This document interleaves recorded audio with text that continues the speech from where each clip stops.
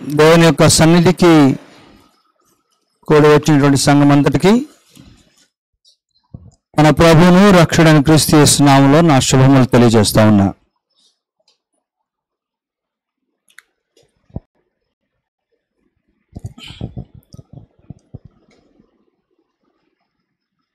పరమందున్నటువంటి దేవుడు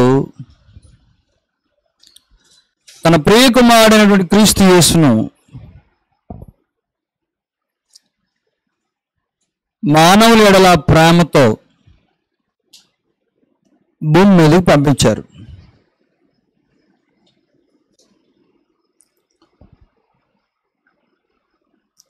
ఈ భూమి మీద యేసు ప్రభుకు అప్పగించబడ్డ మిషన్ ఉంది, పరిచర్య భారం ఉంది.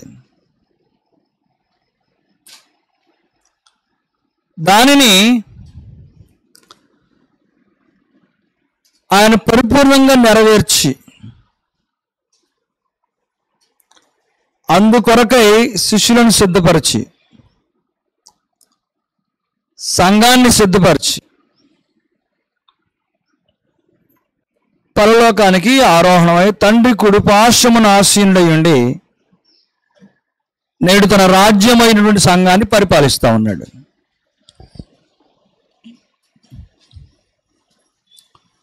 భౌతికంగా యేసు భూమి మీద లేనప్పటికీ ఆయన ఉన్నట్లుగానే ఆయన అప్పగించినటువంటి పనిని పరిపూర్ణంగా నెరవేరుస్తూ ఈ జీవిత కాలాన్ని ముగించవలసినటువంటి బాధ్యత మన మీద ఉంది.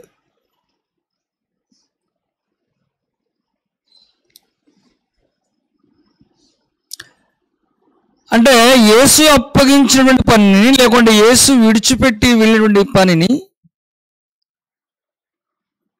లేకుంటే ఏ పనైనా సరే ఈ భూమి మీద ఒక మనిషి చేయాలంటే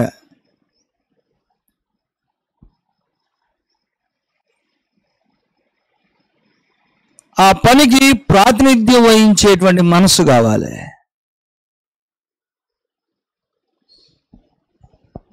చేతులు, కాళ్ళు, కళ్ళు, అవయవాలు అన్నీ పనిచేస్తూ ఉండాలి. క్రీస్తుని అంగీకరించిన మనమే యేసు ప్రభు యొక్క దేహంలో అవయవాలం.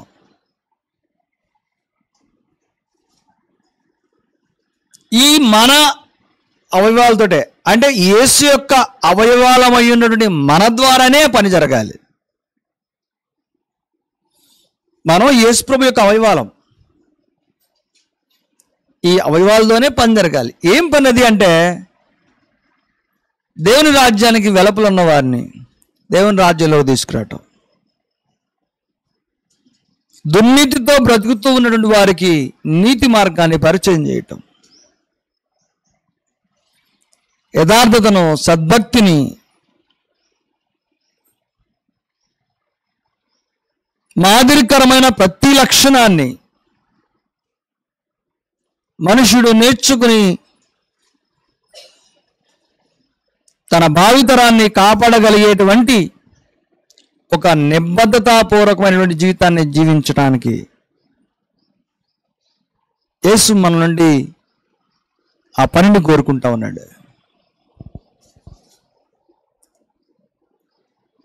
ఒకవేళ మనమే గనక ఆ పనిని చేయకపోయినా లేకుంటే మనమే దానికి ఆటంకాలుగా నిలబడ్డా ప్రభుని ఆటంకపరిచిన వాళ్ళం అవుతాం. దేవుని పని ఎలాగ జరుగుతుంది, కానీ బాధ్యత భారం ఉన్నటువంటి ఒక అవయవం పని చేయకుండా మొండికేస్తే ఆ పనిని ఇంకొక అవయవం పరిపూర్ణం చేస్తుంది. కానీ బాధ్యత లేకుండా పని లేకుండా ఉన్నటువంటి ఆ అవయవం ఇక నిష్ప్రయోజనమని దేవుడు ఎంచితే తొలగించేస్తాడు.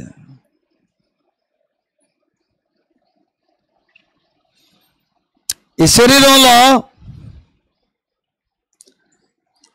రక్త ప్రసరణ జరగకుండా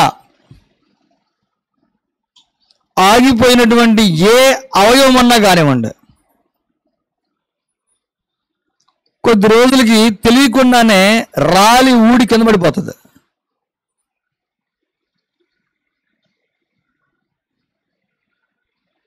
అవును, కాలైనా ఏలైనా అది ఎప్పుడు తెలుసా? రాలిపోయి ఊడిపోయేది. అది కుళ్ళిపోయినప్పుడు ఆ కుళ్ళు మిగిలిన దేహం అంతటినీ పాడు చేయకుండా ఉంటేనే రాలి ఊడిపోతుంది. ఫర్ ఎగ్జాంపుల్, ఈ చిటికిన వేలు ఇరిగిపోయింది అనుకోండి, దీనికి రక్త ప్రసరణ ఆగిపోయింది అనుకోండి, ఆగిపోయి కుళ్ళిపోవటం మొదలు పెడితే ఆ కుళ్ళ పెట్టేటువంటి స్థితి ఈ ఏళ్ళని ఊడగొట్టేస్తుంది. ఎప్పుడు? ఈ పైకి బాకుండా ఉంటేనే. పైకి బాగడం మంచిదా? ఆ ఏళ్ళంతవరకు ఊడిపోవడం మంచిదా? ఊడిపోవడం మంచిది. రెండు జరుగుతాయి కొన్ని జీవితాల్లో. కొంతమందిలో ఏలు ఊడిపోతుంది, కొంతమంది పైకి బాగుతుంది. ఎందుకంటే అందులో యాక్షన్ లేదు, పనితనం లేదు. కాబట్టి ఈరోజు విశ్వాసమైన వారు దేవుని పనిని జరగకుండా, ప్రభు అప్పగించిన పని జరగకుండా యేసుని ఆటంకపరుస్తున్నాడు, యేసుని బంధిస్తూ ఉన్నారు. మార్క్స్ వార్త 15వ అధ్యాయం 1వ వచనంలో యేసు ప్రభుని బంధించేటువంటి ఒక కార్యక్రమం జరిగింది. ఆ బంధించడానికి ముందు వాళ్ళు ఏం చేశారో మనకు తెలియాలి. మార్క్స్ వార్త 15వ అధ్యాయం. ఉదయం కాగానే ప్రధాన యాజకులను, పెద్దలను, శాస్త్రులను, మహాసభ వారందరూ కలిసి ఆలోచన చేశారు. ఒక పథకం రూపొందించారు. ఎవరెవరు వాళ్ళు? ప్రధాన యాజకులు, పెద్దలు, శాస్త్రులు, మహాసభ వారు. చాలా పెద్ద ప్రణాళిక జరిగింది. మేధావులందరూ కలిసి ముందు రోజంతా ఆలోచన చేశారు. ఆలోచన చేస్తే వాళ్ళకి మెరుపులాంటి ఆలోచన వచ్చింది. మంచి పని కోసం చేసేటువంటి ఈ తలంపు మెరుపులాంటి ఆలోచనలు ఇస్తూ ఉంటుంది అనుకుంటా. ఏంటి వారు తలంపు అంటే? కలిసి ఆలోచన చేసి యేసును బంధించి తీసుకొని పోయి పిలాతునకు అప్పగించారట. యేసును బంధించి పిలాతుకు అప్పచెప్పారు. బంధించి తీసుకొని పోయి పిలాతుకు అప్పచెప్పారు. ఎవరిని బంధిస్తారు? సాధారణంగా ఎవరిని బంధిస్తారు? నేరస్తుడిని, సమాజానికి కీడు చేసేవాడిని. ఎవరు బ్రతికుంటే తోటి వారికి, ఇరుగు పొరుగు వారికి నష్టమో, చేటో, కీడో, ఎవరి వల్ల ఎలాంటి ప్రయోజనం జరగడం లేదో వారిని, నేరపూరితమైనటువంటి వారిని, కుట్రపూరితమైన వారిని బంధిస్తాం. అది చట్టం చేసేటువంటి పని.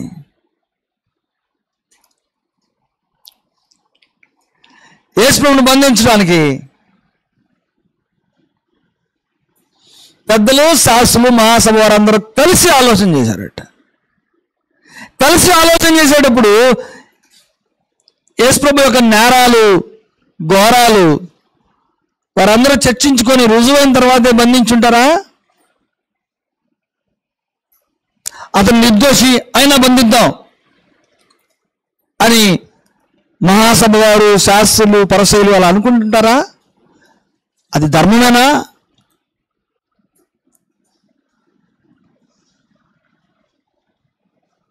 లేఖనం చెప్పింది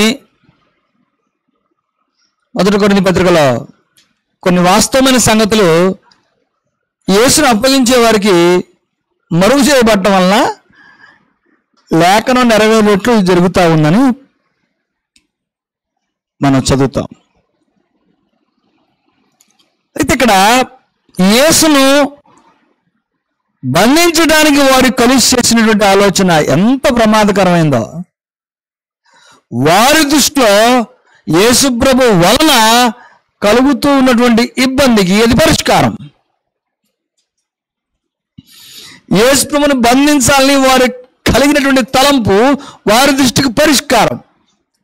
కానీ అందులో నీతి లేదు, న్యాయం లేదు, యేసును బంధించడానికి ఎలాంటి ఆధారం కూడా లేదు. కానీ బంధించి తీసుకెళ్లి పిలాతుకు చెప్తే విచారణ పిలాతు చేపట్టిన తర్వాత పిలాతుకి ఇతన్ని ఎందుకు బంధించారు, ఇతన్ని బంధించడానికి లేకుండా మీరు అడిగినట్లుగా ఇతన్ని మరణానికి అప్పగించడానికి తగినటువంటి హేతు ఏమీ నాకు కనపట్టలేదు అని పిలాతు మాట్లాడినట్టుగా మనందరికి తెలిసిందే.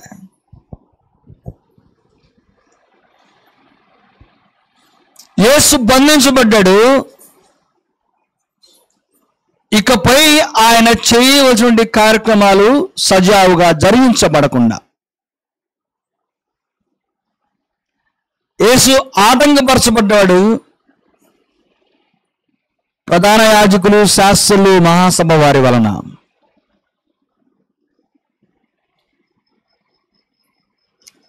ఈ జాతిలో, ఈ కోవలో,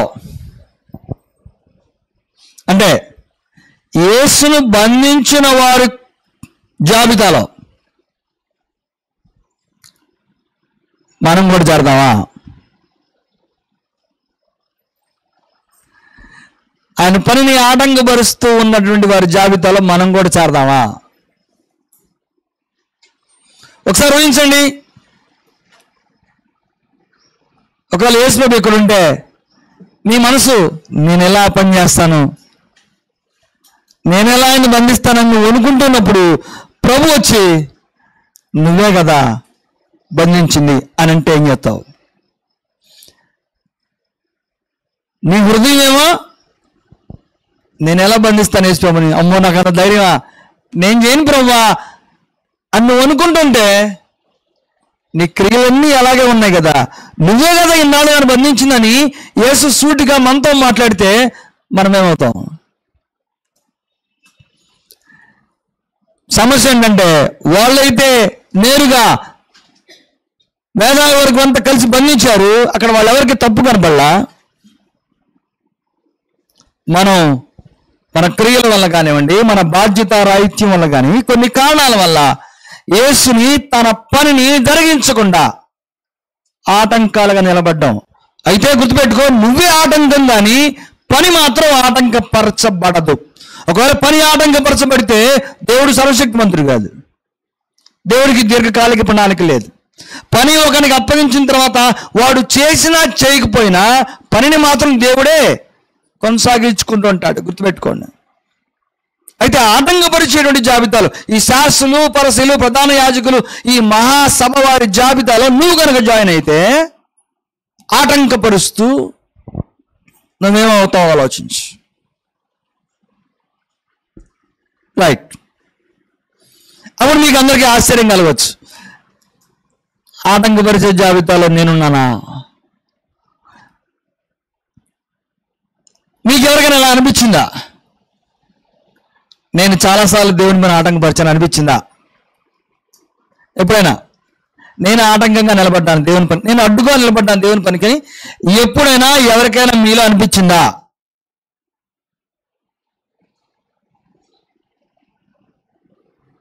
ఎవరు మాట్లాడట్లేదు. అనిపించిందా నేను ఆటంకంగా దేవుని పనుకున్నానని? అనిపించలేదా? నువ్వు చేయలేదేమో అంటే ఆటంకపరిచినట్టే, చేయలేదేమో అంటే నీకు చేయాలని తెలిసినట్టే అర్థం. చెయ్యాలనిపించి చేయలేదంటే, చెయ్యాలని తెలిసి చేయలేదంటే దాని అర్థం ఏంటి? నువ్వు ఆటంకంగా నిలబడ్డా. నువ్వు ఆటంకపరచడం కాదు, నువ్వే ఆటంకం. నీకు వేరే టూల్ అక్కర్లా, నువ్వే టూల్వి దేవుని పని జరగకుండా అడ్డుకోవడానికి. స్థానిక సంఘంలో నేను ఎవరు కొందరు పేర్లు ఇప్పుడు ముఖం మీద చూస్తూ నువ్వే ఆటంకం అని నేను మాట్లాడితే మీరేమవుతారు? నువ్వు ఎన్నిసార్లు దేవుని పని ఆటంకపరిచావు తెలుసా అని నేను సూటిగా కొందరు ముఖాల్లో చూసి మాట్లాడితే ఏం చేస్తారు మీరు? ఏంటో ఏం చేస్తారు? కొంచెం నిజం చెప్పండి.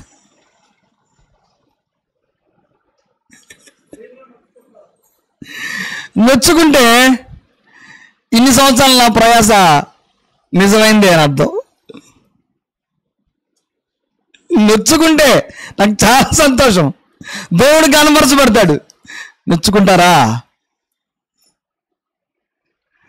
నొచ్చుకుంటే గొప్పదే, అంతకన్నా కావాల్సిందే ఉంది. మనుషులు సూటిగా నేరాలోపం చేస్తే నొచ్చుకునే మనస్తత్వం అని ఎప్పుడో జారిపోయాం మనం.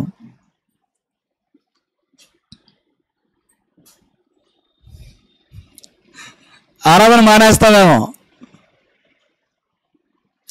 నాకు తెలుసు మనలో అంత దుస్సాహసం చేయరని. ఒకవేళ మానేసినా 1 వారం 2 వారాలు 3వ వారం ఖచ్చితంగా వస్తాం. అందుకు దేవునికి స్తోత్రం. మనం తెలిసి ఎలా పెరిగాం ఆత్మీయంగా. ఖచ్చితంగా మానేయాలనిపించింది. నన్ను అన్నా, నేను కాకపోయినా అన్నాడు అంటే, నేను కాకపోయినా అన్నావా సాక్ష్యాలు రుజువు పోస్తా మొత్తం. మళ్ళా ముందేమో మాట చెప్పేస్తాను, అడ్డం తిరిగితే డేటా మొత్తం బయటపెడతా. ఎన్నిసార్లు అడ్డం పరిచావు, ఎన్నిసార్లు ఆటంకం పరిచావు. ఇక్కడ ఈ స్థలం అంతా నిండేది,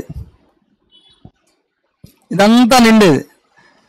నాకు ఇటువైపు చూసే సంతోషం కన్నా కూడా ఇక్కడ చూస్తే సంతోషం చాలా కలుగుతుంది.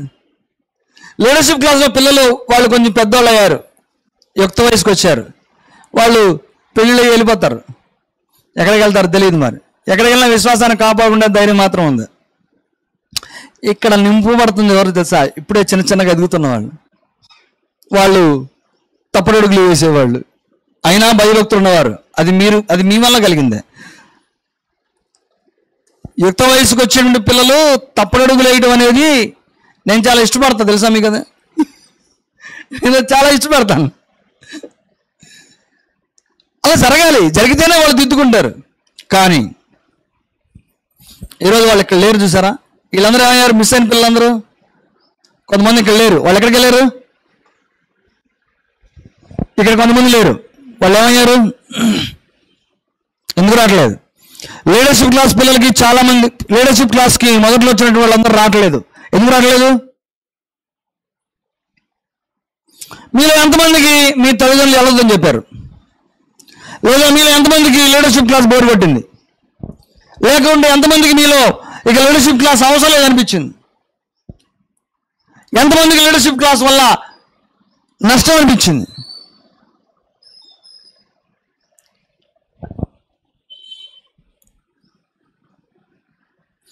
దేవుని యొక్క వాక్యాన్ని వినవలసిన వయసులో, భక్తి శ్రద్ధలతో పిల్లలు ఎదగాల్సిన వయసులో వారిని ఏ కారణం చేత ఆటంకపరిచినా రేపొద్దున వారి జీవితంలో ఎదుర్కోబోయేటువంటి ప్రతి సవాలుకి, ప్రతి శ్రమకి కారకుడు వారిని ముందుగా అడ్డుకున్న, ఆటంకపరుచుకున్నటువంటి వారి తల్లిదండ్రులే. మీరు నమ్మినా నమ్మకపోయినా నా మనసులో ఒక లిస్ట్ ఉంది, కొందరు పేర్లు ఉన్నాయి. వాళ్ళు గుర్తొచ్చిన ప్రతిసారి వీళ్ళు పిల్లల్ని ఎంత పాడు చేస్తున్నారో, వీళ్ళు పిల్లల్ని ఎంత దూరం చేస్తున్నారో దేవునికి అని చాలా వేదన పడతా. కానీ నేను వాళ్ళతో మాట చెప్పలేను, ఎందుకంటే ఆ విషయంలో నేను బంధించబడ్డా. యేసును బంధించినట్టుగా నేను ఆ విషయంలో బంధించబడ్డా. ఎందుకో తెలుసా? రాజుగారి పిల్లల్ని ఎత్తుకున్న తప్పే, దించిన తప్పే. చెప్తే ఓ బాధ, చెప్పకపోతే ఓ బాధ. అందుచేత ప్రభువా నీ చిత్తం నీ చేతులు కడిగేసుకున్నా, నెమ్మదిగా ఉంటే ఏదైనా ఖర్చు పేలు జరుగుద్దేమో అని. అలాంటి పిల్లలు మీలో ఉన్నారు, అలాంటి తల్లిదండ్రులు మీలో ఉన్నారు. నేను అది చెప్పడానికి నేనేం వెనకడుగుయాను. కారణం ఏంటంటే సంఘం యొక్క ఔన్నత్యము, సంఘం యొక్క గొప్పతనం, దాని భవిత, బిడ్డలకు ఇచ్చేటువంటి పరిశుద్ధత, భద్రత గురించి పరిపూర్ణమైన అవగాహన మీకు లేకపోవడం, అది మీ తప్పేం కాదు. కానీ సంఘాన్ని, దాని పరిచర్యను, దాని బాధ్యతను, దాని నాయకత్వాన్ని పరసంబంధమైన కోణంలో చూడలేని బలహీనత వలన మీకు తెలియకుండానే మీరు మీ బిడ్డల్ని అడ్డుకుంటారు. ప్రతి చోట, ప్రతి సందర్భంలో, జీవిత విధానంలో పాజిటివ్స్ అండ్ నెగిటివ్స్ ఉంటానే ఉంటాయి. అన్ని సందర్భాల్లో పరిస్థితులన్నీ మనకు అనుకూలంగా ఉండవు.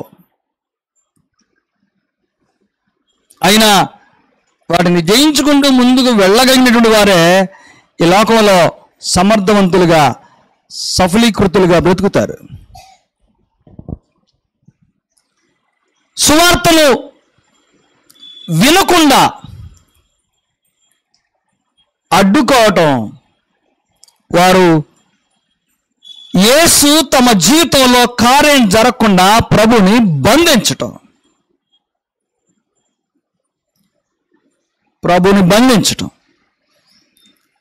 యేసు ప్రభు దగ్గరే ఉన్నాడు దీవించడానికి, జీవితంలో తోడుగా ఉండటానికి. మీకు తెలియకపోయినా మీ బిడ్డల్ని ఆయన కాపాడడానికి దగ్గర ఉన్నాడు, కానీ మీరు ఆయన చేతులు కట్టేశారు. అది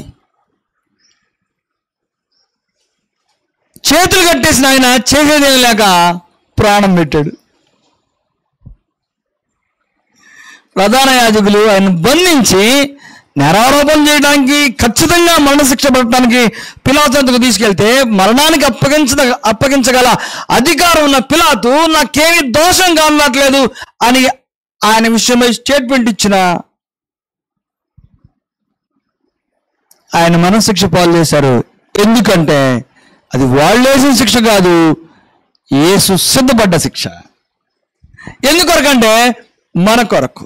మీరు మీ పిల్లల్ని ఆటంకపరుస్తారని కాదు, వాళ్ళని ఆయన వద్దకు తీసుకురావడానికి మీరే ద్వారాలుగా ఉంటారని. కానీ యేసు యొక్క చేతులు ఈరోజు మీ బిడ్డల జీవితాల్లో సహకారాన్ని, సహాయాన్ని, ప్రోత్సాహాన్ని, ప్రోద్బలాన్ని ఇవ్వకుండా మీరే ఆటంకపరుస్తున్నారు, బంధిస్తూ ఉన్నారు. మీ బిడ్డలు సువార్త వినకుండా చేయటం వల్ల, మీ బిడ్డలు రక్షణలోకి నడవకుండా చేయటం వలన యేసు యొక్క బాధ్యతను మీరు బంధించినట్టుగా ఉన్నారు. ఆయన క్రియలు, ఆయన కార్యాలు మీ యవనోళ్ళ జీవితాల్లో జరగటంలా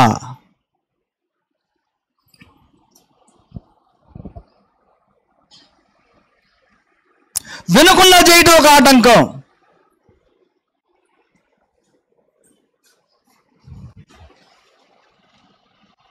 మత్తయి సువార్త 11వ అధ్యాయం, ఇంత క్రితం మనం చదివాం కదా, 28వ వచనం.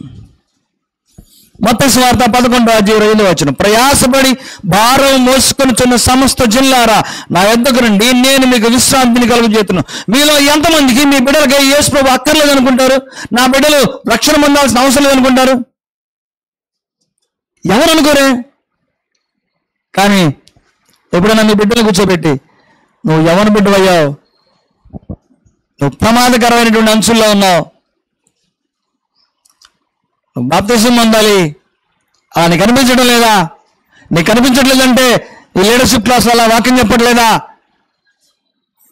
వాక్యం మీకు బోధించబట్లేదా అని మీ పిల్లల్ని అడిగారా? ప్రోత్సహించారా?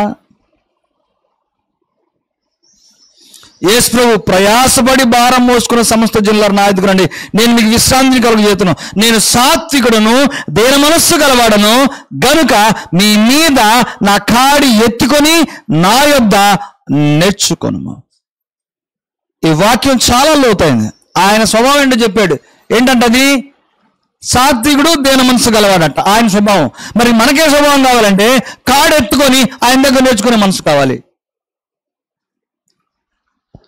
కాడి ఎత్తుకొని ఆయన నేర్చుకుని ఆయన వద్ద నేర్చుకునే మనసు. కాడి ఎత్తుకోవడం అనగానే అంటే ఏమనిపిస్తుంది?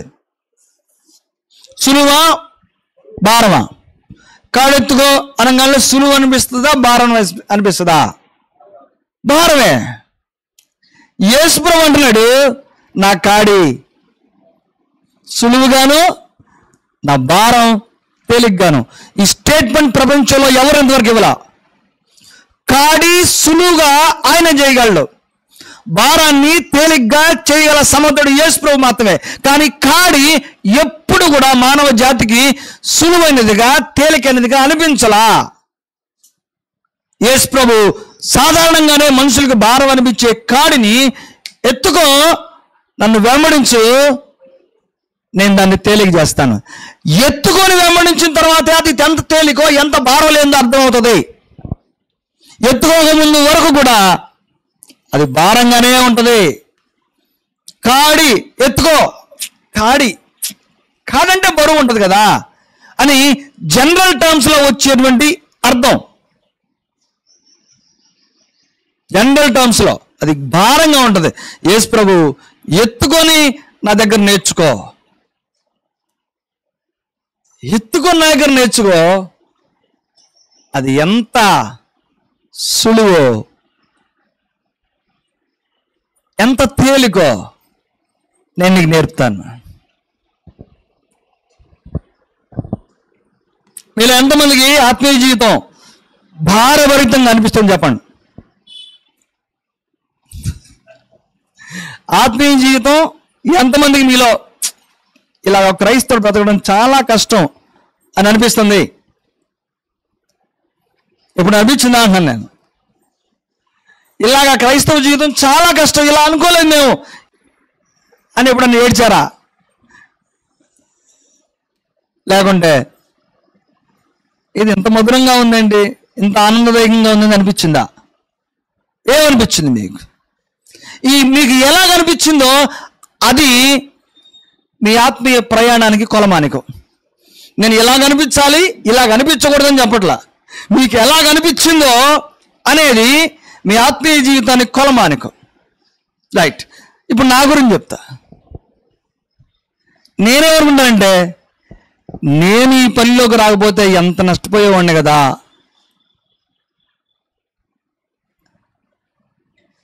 అని ఎప్పుడు నమ్ముతా.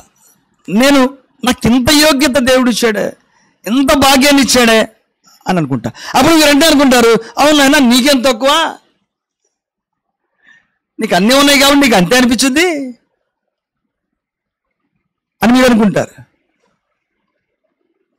నాకేమున్నాయో ఏమి లేవో కొన్ని మీకు తెలుసు, చాలా తెలియవు. మీరు ఏవి చూసి ఆయనకేం పర్వాలేదు అనుకుంటున్నారో అవి కొన్నే. ఏమి లేకపోయినా అంతరంగం భారం అనిపించినా సంతోషంగా ఉన్నట్టు మీకు కనపడుతున్నానో అదంతా బిహైండ్ ద స్క్రీన్ ఇంకా చాలా ఉంటుంది. అది చూసి ఆయన ఒక ఆయన అన్నాడు. కాబట్టి మీకేమనిపిస్తూ ఉంది? క్రైస్తవ జీవితం, ఈ ఆత్మీయ జీవితం సంతృప్తికరంగా ఉందని మీకు అనిపిస్తుందా, లేకుంటే భారంగా అనిపిస్తుందా? It depends upon your spiritual measurement.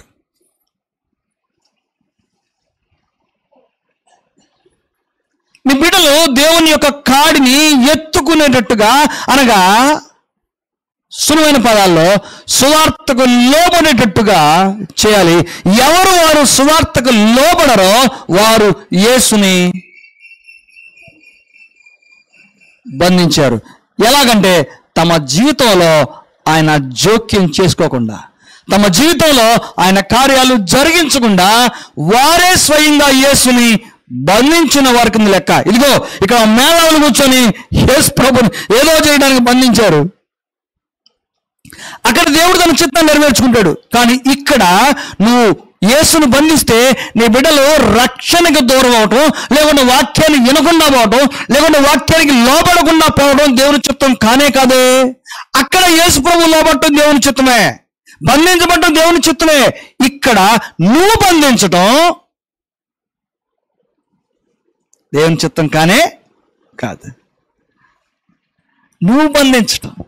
యవన బిడ్డలు ఈరోజు ఇంకా చాలా మంది ఇక్కడ రక్షణ పొందకుండా, సువార్తకు లోబడకుండా, యేసుని మీ జీవితంలోకి అనుమతించకుండా బంధించిన వారు ఉన్నారు. వాళ్ళ పేర్లు తెలుసు నాకు. వాళ్ళని చూస్తూ ఉంటే సగం సంతోషం, సగం బాధ కలుగుతూ ఉంటుంది. అయితే నేను ఎప్పుడు సంతోషానికి అల్ప సంతోషం కాబట్టి కనీసం ఈ మాత్రమైన భాగ్యం దొరికిందని ఆనందపడుతున్నాను. కానీ నా ఆనందం వారికి నిత్య జీవాన్ని ఇవ్వదే. ఎక్కడో చోట దేవుని పనిలో భాగస్వాములు అవుతున్నారని నేను సంతృప్తి పడితే యేసు ప్రభు సంతృప్తి పడ్డా? ఓ వారి సువార్తుడు కానీ నువ్వు సర్టిఫికేట్ చేసావా, అయితే పరలోకంలో చేర్చుకుంటానని అంత ఇన్ఫ్లుయెన్స్ నా దగ్గర లేదు కదా, నన్నే పక్కన వెళ్ళడమో నా పరిస్థితి. మీరన్నా అనుకుంటుంటాడు నిత్యత్వంలో మా సువార్తుడు ఉంటాడేమో అని. ఏమో, నా పేరు తీసేసి నాకంటే ముందు మీరుంటారేమో తెలియదు. అలా కూడా జరగవచ్చండి. అలా జరగడానికి అవకాశం ఎక్కువ ఉంది దేవుని దృష్టిలో, అదైన కృప. కానీ యేసు ప్రభుని మన జీవితాల్లో బంధించకూడదు. ఆయన మనకు దగ్గరగా ఉంటే అసలే బంధించకూడదు. ఆయన మనల్ని ప్రేమించాలని, కౌగులించుకోవాలని, హక్కును చేర్చుకోవాలని, మన అనుదిన జీవితంలో కార్యాన్ని జరిగించాలని ఎదురు చూస్తూ ఉంటే నువ్వు బంధించి కూర్చుంటే ఎలాగా? నువ్వు లోబడకపోతే బంధించావు, నువ్వు వాక్యాన్ని వినకపోతే బంధించావు. ఎవరి వలే? ఎదుగో ఒక గొప్ప తెలివిగల వాళ్ళ ప్రణాళిక మొదలు పెట్టారే, వారి వల్ల. యేసు ప్రభు సూటిగా చెప్పాడు సువార్తకు లోబడాలని. మార్కు సువార్త 16వ అధ్యాయం 15-16 వచనాలు మనం చదివితే మనందరికీ సుపరిచితమైనటువంటి ఇచ్చిన భాగం ఏముంది అక్కడ?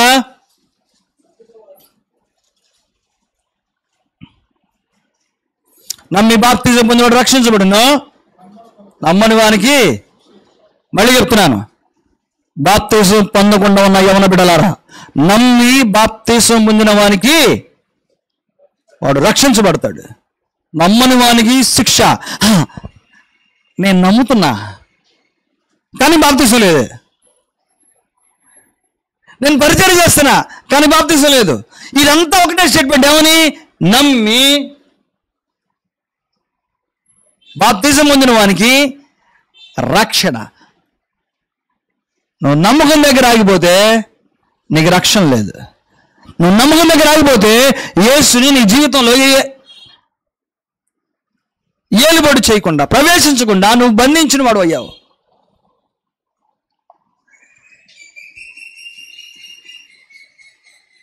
పేతురు మాట్లాడుతూ అపోస్తలుల కార్యాలు 2వ అధ్యాయం 38వ వచనంలో చెప్పిన మాట మనం జ్ఞాపకం చేసుకోవాలి.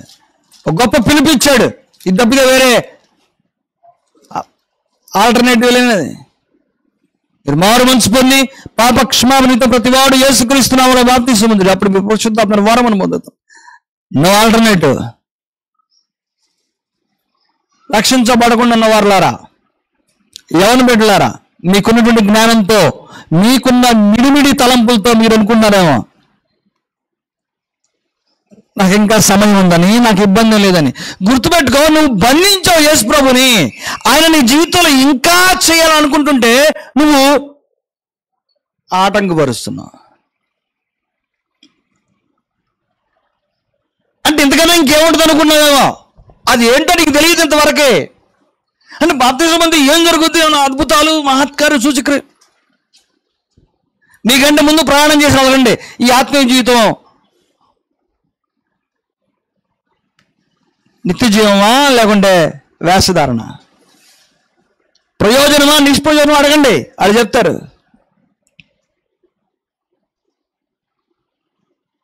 కాడి అనగానే భారమైంది, ఎత్తుకోవడానికి సిద్ధపడితే దాన్ని సులువు చేసేవాడు ఆయన. నువ్వు కాడి ఎత్తుకోకుండా కూడా అది సులువో భారమో కూడా తెలియదు, ముందుగా అనుకుంటున్నావు. దాని గురించి ఏదో నీకంటూ ఒక నిర్ణయం తీసుకున్నావు.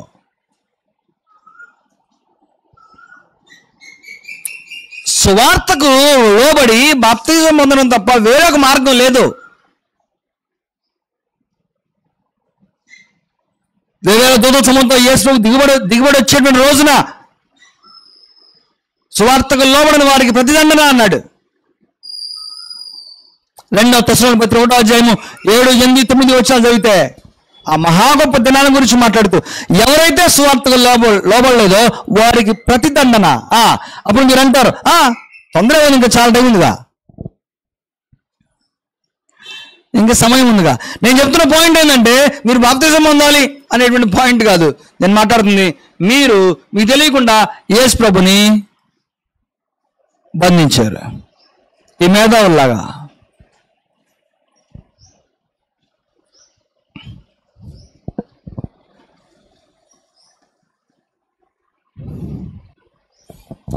రక్షణ పొందకుండా ఉన్న వారి పరిస్థితి వినకుండా పోవడం బంధించడమే, లోబడకుండా పోవడం బంధించడమే.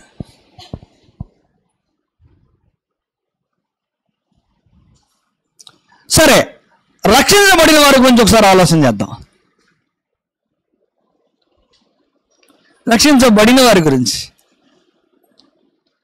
మనకు తెలియకుండానే విశ్వాసులుగా బ్రతున్న మనం కూడా యేసుని మన జీవితాల్లో కార్యం జరగకుండా బంధించేవారిగా ఉన్నాం. రోమీయులకు రాసిన పత్రిక 12వ అధ్యాయం, రోమీయులకు రాసిన పత్రిక 12వ అధ్యాయం మొదటి 2 వచనాలు. కాబట్టి సహోదరులారా, పరిశుద్ధమును దేవునికి అనుకూలమునైన సజీవ యాగముగా మీ శరీరములను ఆయనకు సమర్పించుకోండి దేవుని వాత్సల్యమును బట్టి మిమ్మల్ని బతిమాలుకొంచున్నాను. ఇట్టి సేవ మీకు యుక్తమైనది. మీరు ఈ లోక మర్యాదను అనుసరింపగా ఉత్తమమును అనుకూలమును సంపూర్ణమైన దేవుని చిత్తం ఏదో పరీక్షించి తెలుసుకున్నట్లు మీ మనస్సు మారి నూతన మగుట వల్ల రూపాంతరం పొందడి. విశ్వాసులలో దేవుడు కోరుకుంటూ ఉన్నదేంటో తెలుసా?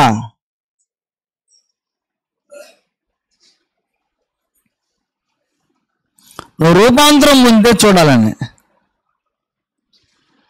నువ్వు ఏ స్థితిలో ఒకప్పుడు ఉన్నావో ఆ స్థితిలో నుంచి మారి యేసుప్రభు యొక్క సారూప్యతలోకి నిన్ను చూడాలని ప్రభు ఆశపడుతున్నాడు.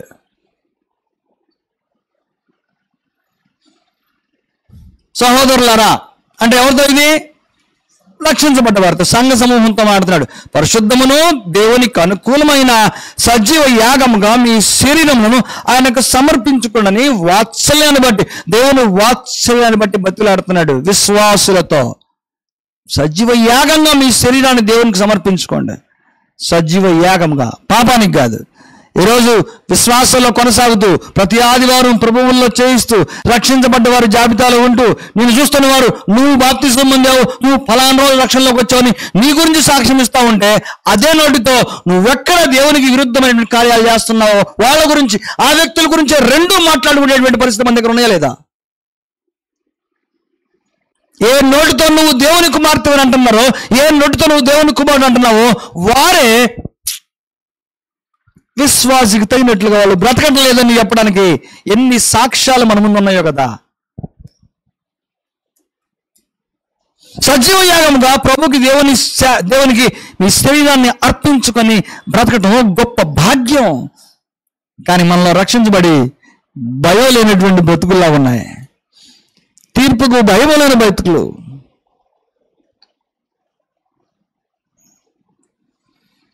ఈ లోక మర్యాద అనుసరించొద్దు. ఈ లోక మర్యాద ఏం చేస్తుంది?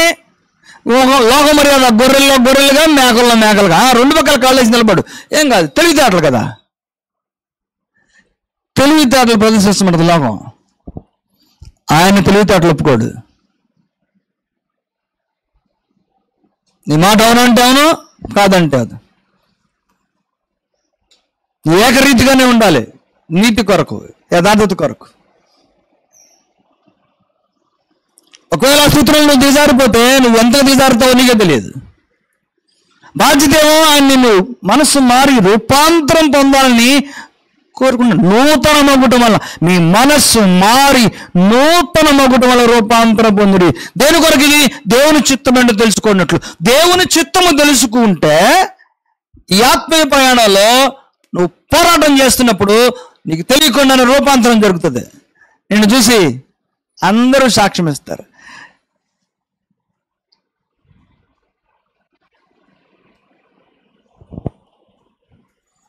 రూపాంతరం విశ్వాస యొక్క బాధ్యత. ఆయన తత్వంలోకి మారడం విశ్వాస యొక్క బాధ్యత.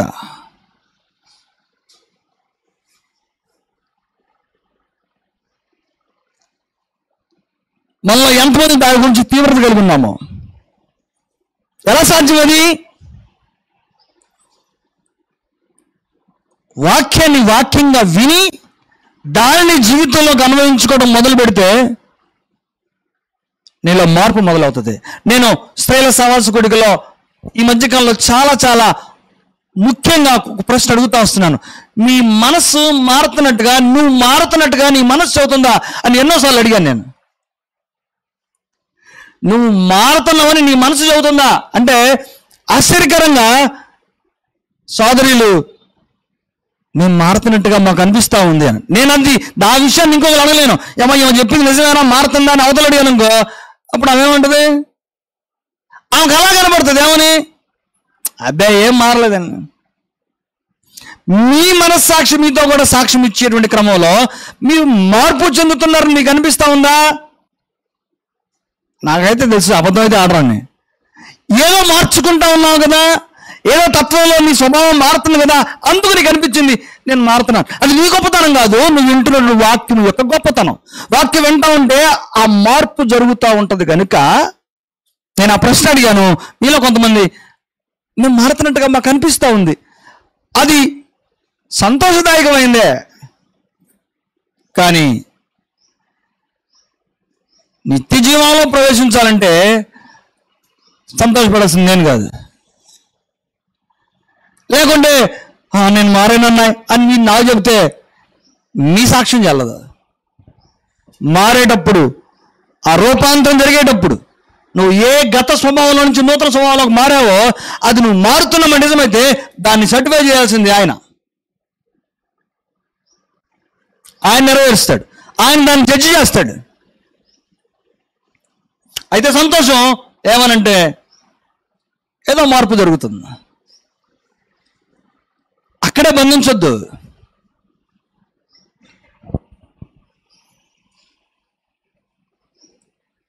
దేవుని యొక్క వాక్యం మన జీవితంలో కార్యం జరిగించేటట్టుగా మరింతగా బలపడాలి. పేతురు రాసిన మొదటి పత్రిక 1వ అధ్యాయం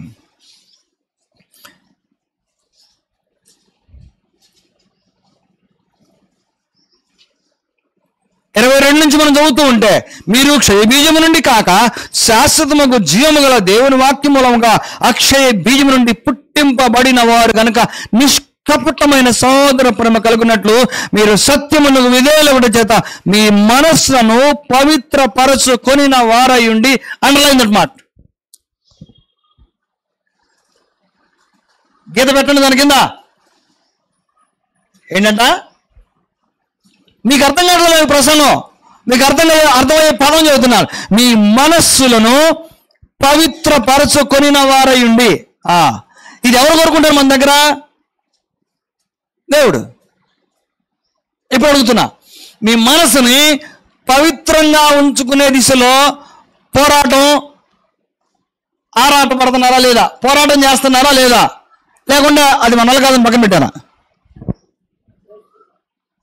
మనసును పవిత్రపరుచుకునే విషయంలో, మనసుని స్వాధీనపరుచుకునే విషయంలో, మనస్సుని ఆధీనంలో ఉంచుకునే విషయంలో పోరాటం జరుగుతుందా లేదంటారా? దీనికి సమాధానం కావాలి. అంటే సమస్య ఉన్నట్టే కదా, రైట్. సమస్య ఉండగా ఏం చేస్తున్నాం మనం? స్వాధీనపరుచుకోవటం. అది దేవునికి చాలా సంతోషకరం. మనస్సును స్వాధీనపరుచుకునే వారయ్యుండి ఒకరినొకడు హృదయపూర్వకముగాను నిక్కుటముగాను ప్రేమించుడు. స్వాధీనపరుచుకోవటం. సోదరుడు శ్యామ్ గారు క్లుప్త సందేశంలో ఈరోజు ప్రపంచం అంతా ఎదుర్కొంటూ ఉన్నటువంటి ఒక సమస్య గురించి మాట్లాడారు. Artificial intelligence. ఇక్కడ దాన్ని కనిపెట్టిన వారిని ఈ ఆరాధనలో కూర్చోబెడితే వాళ్ళే ఉంటారు.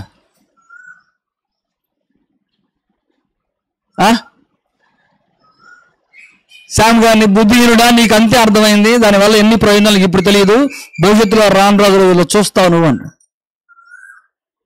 అప్పుడు నేనంటాను, ఓరే బుద్ధిహీనుడా నువ్వు కూర్చో, నాకు గ్రంథం ఉంది అని అంట. ఎందుకంటే ఆర్టిఫిషియల్ ఇంటెలిజెన్స్ నువ్వు కొత్త కనిపెట్టాను భ్రమపడుతున్నావు. ఈ దేవుడే ఆ టెక్నాలజీతో సృష్టి చేశాడు నోటి మాట చేత. అయితే పాయింట్ ఏంటంటే, మనము ఈ టెక్నాలజీకి ఎలాగైతే బానిస అవుతున్నామో మనస్సును పవిత్రపరుచుకునే విషయంలో యేసుకి లెక్కప్పు చెప్పడం కొరకు చేసేటువంటి పోరాటంలో అదే బలహీనత కలిగి ఉన్నాం. ఏమిటి ఆ బలహీనత అంటే, మనసును పవిత్రపరుచుకోవాలి అంటే మనసును స్వాధీనపరుచుకోవాలి. Hope you got the point. మనసును పవిత్రపరుచుకోవాలంటే ఏం చేయాలి తెలుసా? మనసుని దాని మీద నువ్వన్నా పాలకుడు అయి ఉండాలి, నీ వల్ల కాకపోతే యేసన్నా దాని మీద రాజు అయి ఉండాలి. అయితే యేసుకి నీ మనసును అప్పగించడానికి ముందు నువ్వు దాన్ని ఏలగలగాలి. అది నీ చేతుల్లో ఉంటే ఆయనకు అప్పగిస్తావు. నీ చేతుల్లో లేదా, బాప్తిజం పొందుకున్న ఎవరొస్తున్నారా బాగా ఆలోచించండి. మీ చేతుల్లో లేదా, మీ చేతుల్లో లేని దాన్ని యేసుకు అప్పగించలేరు. యేసుకు అప్పగించలేకపోతే ఆయన మీ జీవితంలో జోక్యం చేసుకోలేడు, మిమ్మల్ని పరిపాలించలేడు, నీకున్నటువంటి నిత్యత్వం పోతుంది. ఒకవేళ మరణం ఆసన్నం అయితే ఈరోజే నిత్య నరకానికి పాత్రలైపోతారు.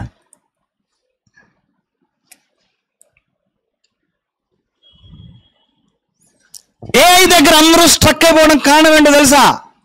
మనం చదివాం, సమస్య గురించి సోదరులు మాట్లాడారు. 16:30 సామెతలు, కృత్రిమములు కల్పింపబడవలనని కన్నులు మూసుకొని తమ పదవిలో బిగబట్టువాడే కీడును పుట్టించేవాడు. అవును, కృత్రిమాలు కల్పించడం కొరకు వాడు ఏదో బంధం బట్టి మొదలు పెడితే అది కీడును కల్పించడం వాడికి తెలియదు, లేకుంటే ఉద్దేశపూర్వకంగా చేస్తున్నాడు. రైట్, దానికి పరిష్కారం ఏంది? వాడెవడో ఉద్దేశపూర్వకంగా కూడా చేశాడు, మరి నువ్వు నేను చేద్దాం, ఏం చేద్దాం? 32 పరిష్కారం ఉంది. పరాక్రమశాలి కంటే దీర్ఘశాంతము గలవాడు శ్రేష్ఠుడు. నవ్వుతారు అందరూ. పరాక్రమం ఉంటే యుద్ధం చేసి గెలుస్తామండి. దీర్ఘశాంతం గలవాడు ఏం ప్రయోజనం? ఆయుధాలకు రోజు తేనె బంకా పూసుకొని లోపల పెట్టడం తప్ప సాన పెట్టుకుంటూ కూర్చుంటాం. ఆయుధాలు పని కల్పించాలి. ఏమిటా పని? యుద్ధంలో పోవడం.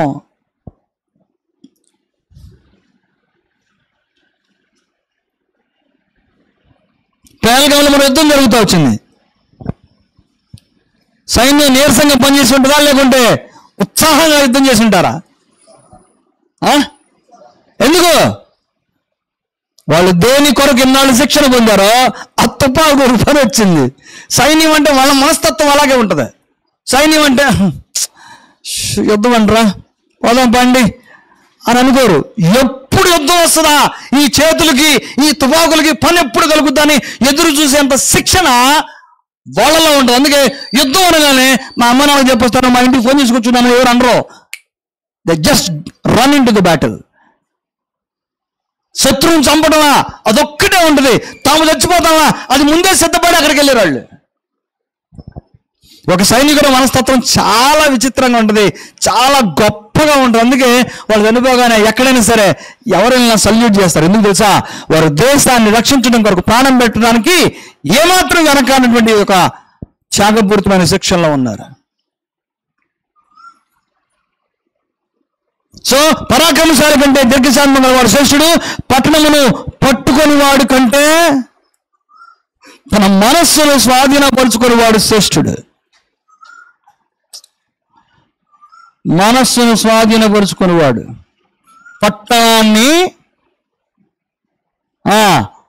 పట్టుకునేవాడి కంటే. ఇప్పుడు చెప్పండి, ఈ వచనంలో ఏమి గొప్ప అంటున్నారు?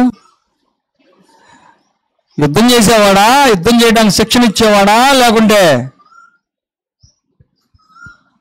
తన మనసును స్వాధీనపరుచుకునేవాడా? ఈ ప్రపంచంలో అన్నిటికంటే గొప్ప యుద్ధం ఏదైనా ఉంది అంటే ఎగిసిపడేటువంటి ఈ మనసును దేవుని వాక్యము చేత స్వాధీనపరుచుకొని ధర్మపరంగా, యథార్థపరంగా, నీతిపరంగా ముందుకు పోరాటం చేసేవాడే నిజమైనటువంటి పోరాటవాది, నిజమైనటువంటి రాజు, చక్రవర్తి వాడే. అయితే గుర్తుపెట్టుకోండి, అది అన్ని సమయాల్లో మీ చేతుల్లో ఉండదు. మీ చేతుల్లో ఉన్నప్పుడే దాన్ని తీసుకెళ్ళి యేసుప్రభు చేతుల్లో పెట్టేసే. మీ చేతుల్లో ఉన్నప్పుడే అది ఎవరి చేతుల్లో పెట్టాలి? నీ చేతులతో స్వయంగా తీసుకెళ్ళాయా? నా వల్ల కాదు, నేను దీన్ని కాపాడలేను. ఎంత చక్కగా నిద్రపోతున్నారో నీకు అర్థమవుతుందని నాకు కానీ మీరు ఆలోచించుకోండి. ఎందుకు నిద్రపోతున్నారు? ఎందుకు నిద్ర వస్తుంది నీకు? ఎందుకు వస్తుంది తెలుసా?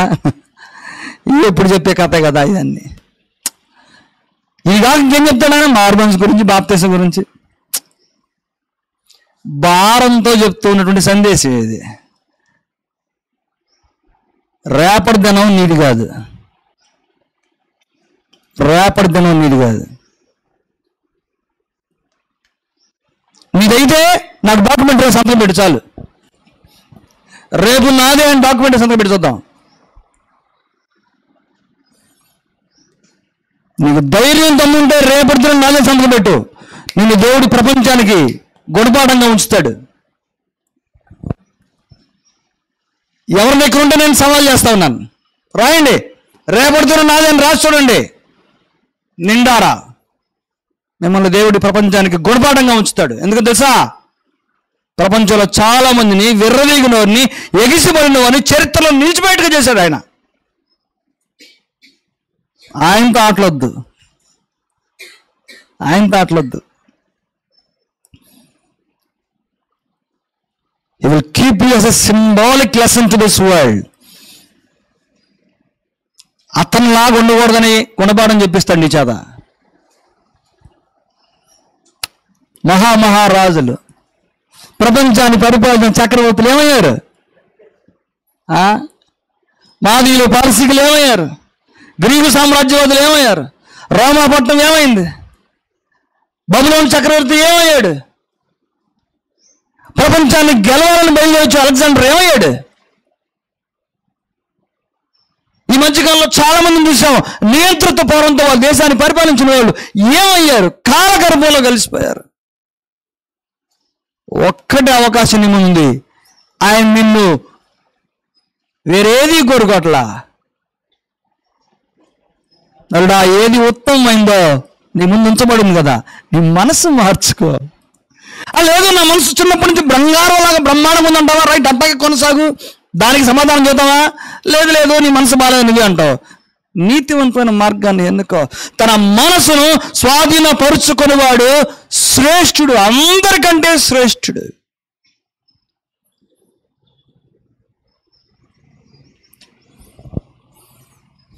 అందుచేత ప్రియమైన వాళ్ళారా, ఈ రెండు విశేషమైనటువంటి కారణాలు, 3 కారణాలు చెప్పాను. సువార్తకు వినకుండా ఆటంకపరచడం, సువార్తకు లోబడకుండా ఆటంకాలుగా ఉండటం, అలాగే విశ్వాసివై ఉండి యేసుప్రభు యొక్క స్వభావంలోకి రూపాంతరం చెందకుండా నువ్వే అడ్డుకోవటం. అది నిన్నడ్డుకోవటం కాదు, నువ్వు నీలో తన కార్యాన్ని జరిగించకుండా యేసుని బంధించటం. యేసుని బంధించటం.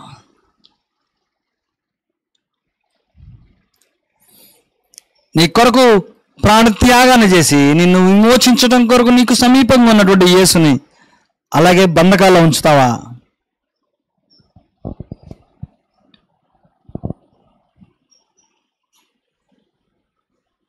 నీ జీవితంలో మార్పుకు తావువా?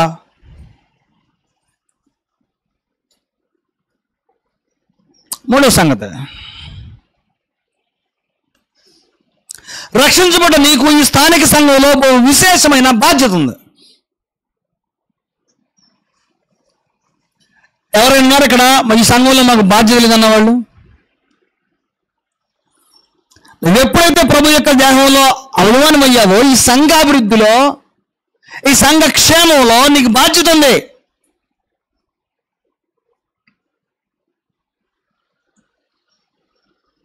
ఎఫెసీ పత్రిక 1వ అధ్యాయము 22-23 వచనం చదివితే ఆయన ఎంత గొప్ప మాటలు రాశాడో సంఘాన్ని గురించి. చదవండి ఒకసారి, 1:22-23.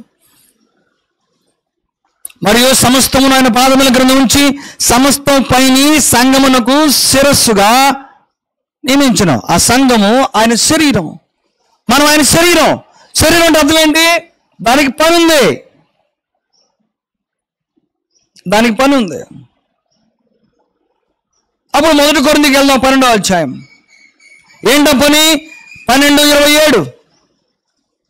అటువలే మీరు 1 కొరింథీ 12:27 అటువలే మీరు క్రీస్తు యొక్క శరీరమై ఉండి వేరు వేరుగా అవయవమై ఉన్నారు. మరియు దేవుడు సంఘములో మొదట కొందరిని అపోస్తలుగాను, పిమ్మట కొందరిని ప్రవక్తలుగాను, పిమ్మట కొందరిని బోధకులుగాను, అటు పిమ్మట కొందరిని అద్భుతములు చేయువారుగాను, తర్వాత కొందరిని స్వస్థపరచు కృపారములు గలవారుగాను, కొందరిని ఉపకారములు చేయువారుగాను, కొందరిని ప్రభుత్వములు చేయువారుగాను, కొందరిని నానా భాషలు మాట్లాడేవారుగాను నియమించును. మొదట ఏం చేశాడు? అందరినీ అవయవాలు చేశాడు. అందరినీ అవయవాలుగా చేసిన తర్వాత బాధ్యతలు వేరు వచ్చాడు. ఎలాగా? బోధకులుగా, సువార్థికులుగా, స్వస్థపరిచేవారిగా, ప్రవక్తలుగా, కృపావరములు కలిగిన వారిగా, ప్రభుత్వములు చేయవారిగా, అలాగే ఉపకారములు చేయవారిగా. ఈ స్థానిక సంఘంలో కొందరు స్త్రీలు వారికి అనిపించిన తలంపును బట్టి ప్రతి శుక్రవారం ఏదో ఒక మంచి కార్యాన్ని చేయడానికి నిర్ణయించుకున్నారు. అందుకు విని చాలా సంతోషం కలుగుతూ ఉంది. క్రీస్తుకు వెలుపల ఉన్న వారికి దేవుని ప్రేమను చూపించడం కొరకు ఎవరో కొందరు స్త్రీలు, నేను వాళ్ళ పేర్లు చెప్పడానికి నాకు ఇష్టం లేదు, ఎందుకంటే నాకు వాళ్ళ అనుమతి లేదు కాబట్టి, వాళ్ళకి అనిపించింది వాళ్ళకు ఉన్నటువంటి స్థితిగతుల్లోనే కొందరికి భోజనం పెట్టే కార్యక్రమం మొదలు పెట్టారు. మీలో ఎవరికి నా సంగతి తెలుసా? తెలిస్తే మాకు కూడా అందులో అవకాశం ఉంటే బాగుండని ఆలోచిస్తారు. తెలిస్తే అనుకుంటాను నేను. మరి లేకుండా ఇంకా వేరే ఆలోచన రావచ్చేమో, అది పక్కన పెట్టేస్తే. కానీ కొందరిని ఉపకారములు చేయువారిగా ఎవరిని ఏర్పరచుకున్నాడు? ఎవరు ఏర్పరిచారు? దేవుడే. సో మనందరికీ బాధ్యత ఉంది. ఒకరి పట్ల ఒకరు ప్రేమ, ఆసక్తి, అనురాగము, శ్రద్ధ, కేర్ అండ్ కన్సర్న్ కలిగి ఉండాలి. ఎఫెసీ పత్రిక 4వ అధ్యాయము 15-16 వచనాలు మనం చదివితే, ప్రేమ కలిగి సత్యము చెప్పుచు క్రీస్తు వలె ఉండుటకు మనం అన్ని విషయములు ఎదుగుదాము. ఎవరెవరి విషయంలో? తోటి విశ్వాసుల విషయంలో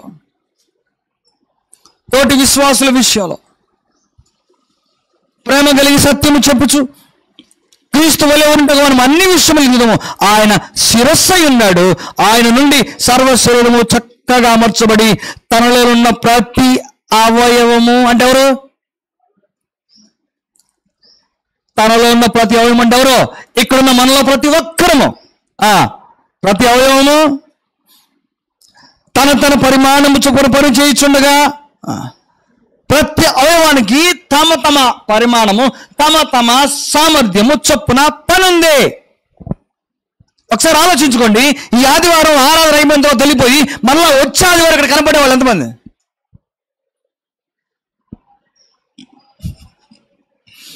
ఈ ఆదివారం ఇక్కడ కనపడి తిరిగి మళ్ళా వచ్చే ఆదివారం మళ్ళీ కనపడేవాళ్ళు ఎంతమంది ఉన్నారు? అంటే అందరూ వాళ్ళే. అంటే ఎందుకు అడుగుతున్నా అంటే, మధ్యలో పురుషుల సవాసకుడికి కానీ, స్త్రీల సవాసకుడికి కానీ, లేకుంటే మరి ఏ సత్కార్యంలో కానీ పాలు లేకుండా కనీసం వెళ్ళి ఒకరితో కలిసి దేవుని వాక్యాన్ని మాట్లాడుకుందాం, లేకుంటే కలిసి ప్రార్థన చేసుకుందాం, ఒక మంచి సత్కార్యం చేద్దాం అనే ఆలోచనే లేకుండా ఓన్లీ సండే టు సండే వచ్చేవాళ్ళు ఎంతమంది ఉన్నారు? Sunday to Sunday. ఓ ప్రభువా, నీకోసం మేము చేసేది చాలా ఎక్కువ. ఇంత బిజీ టైంలో ఆదివారం మీ సన్నిధికి రాగలుగుతున్నాం అంటే అది కూడా చాలా గొప్ప త్యాగపూరితమైన మనస్తత్వంతో చేయగలుగుతున్నావు. అది కూడా. కానీ నువ్వు రూపాంతరం చెందేటువంటి కోవలో ఉండుంటే, సంఘపరమైన బాధ్యత నీ మీద ప్రభు మోపాడనేటువంటి భారం నీ మీద ఉంటే, ప్రతి అవయవాన్ని లేకుంటే నీకు సమీపంగా మరొక అవయవాన్ని ఏదో ఒక కారణం చేత కలిసి మాట్లాడుకోవడానికి, విశ్వాసంలో ఎదగటానికి కార్యరూపాన్ని కలిగి ఉంటావు. రైట్.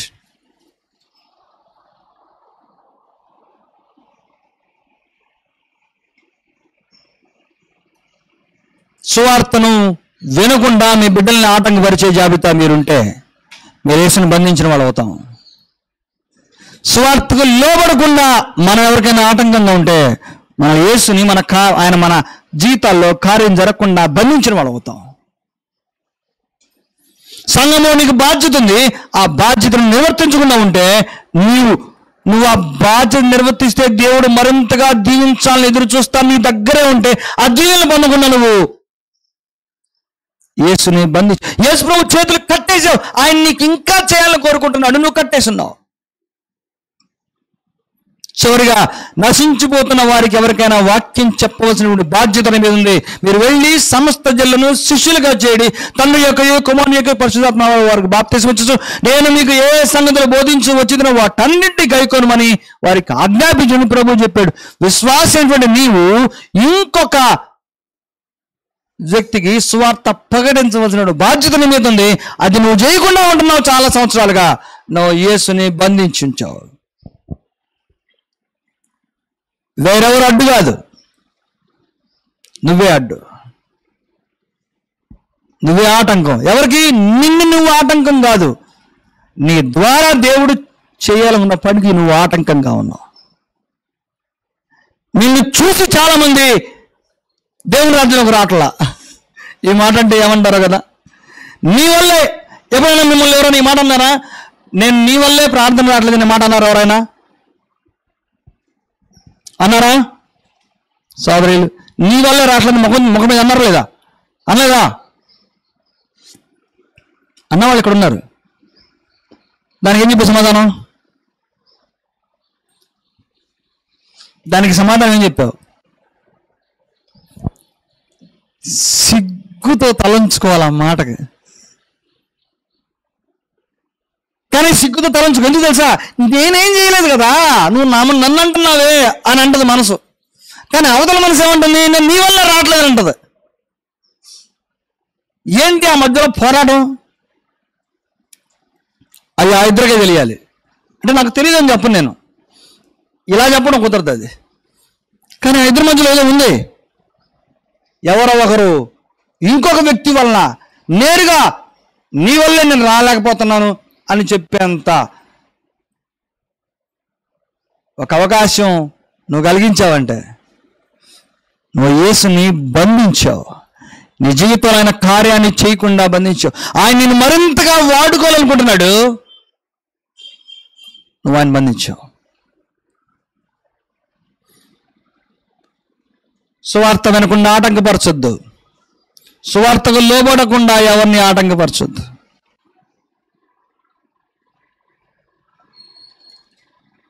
రూపాంతరం చెందకుండా, యేసుప్రభు స్వభావంలోకి మారకుండా నీకు నువ్వే ఆటంకంగా నిలబడద్దు.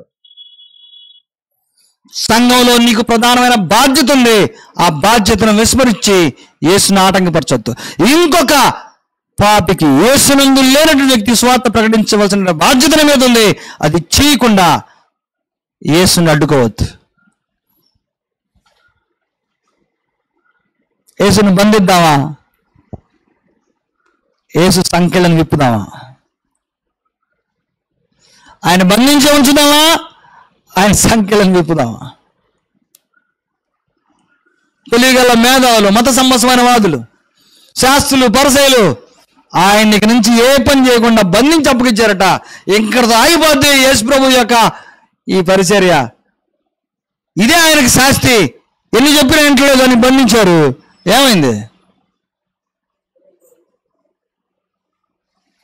వాళ్ళు బంధించడం వల్ల ఈరోజు మనం ఆరాధన చేయగలుగుతున్నాం. వాళ్ళు బంధిస్తే దేవుడు దాన్ని తిప్పికొట్టి తన రాజ్య వ్యాప్తిలో వాడుకుంటాడు. నువ్వు నేను బంధించావా? బంధం సంఘంలో జరగకూడదు, ఎందుకంటే నీ మీద బాధ్యత ఉంది. నువ్వు బంధించకూడదు, నువ్వు కట్లు విప్పాలి. ఈ పరిచర్యలన్నింటిలో భాగస్వామి కావాలి. అంతేకాదు, ఎంత జరగాలంటే నీ మనసుని నువ్వు స్వాధీనపరుచుకొని దాన్ని యేసుకి లోపరచాలి. చెప్పాడు కదా రోమపత్రిక 12:1 యేసుకు లోపడుద్దాం, యేసు కట్లను పెంచుదాం, యేసుని బంధం గుర్తుని చేద్దాం. ఆయన మనకు సమీపంగా ఉండి వీటన్నిటిలో కార్యాలు జరిగించి మనల్ని మరింతగా తన సేవలో వాడుకొనిలాగున, అలాగే మన జీవితం ఆయన కార్యాలు జరిగించలాగున, మనం చేస్తున్నటువంటి కార్యాలను బట్టి, మేము జీవిస్తున్న మాదిరికరణ జీవితాన్ని బట్టి, ముఖ్యంగా సంఘంలో విశ్వాసులు ఆయన స్వభావంలోకి రూపాంతరం చెందడం వలన ఆయన మరింత గౌరవ ఘనత ప్రభావాలు పొందాలని ఎదురు చూస్తూ ఉన్నాడు. అట్టి దిశగా ముందుకు సాగడానికి దేవుడు మనకు శక్తిని, ధైర్యమును, కృపను సమృద్ధిగా దయచేయనుగాక. అందరికీ వందనాలు.